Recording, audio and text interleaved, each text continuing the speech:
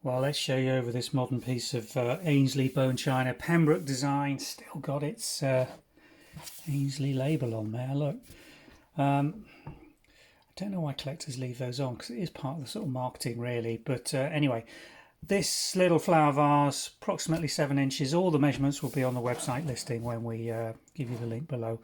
Made by Aynsley, late 20th century. We know that by the factory marks on the base. Still made in England. So, excuse me, 1970s, 1980s.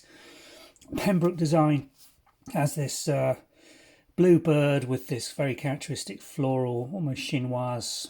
Chinoise meets Indian tree, really, isn't it? Sort of floral design, usually a little bit of pattern decoration on the rear. Nicely rotated rib moulding on the base here, nice pedestal rim with gilt, and then a plain rim with gilt.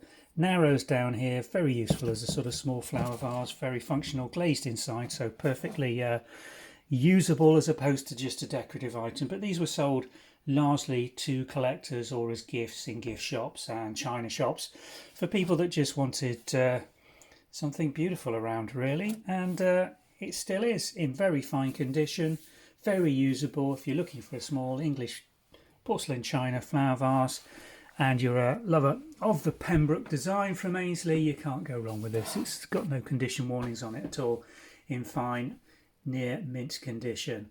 Available for sale from the Vintage and Antiques website, and we'll put a link description below which will take you through to the listing. So if you want to check out all the exact measurements, diameters and heights of this vase, they should all be in our listing.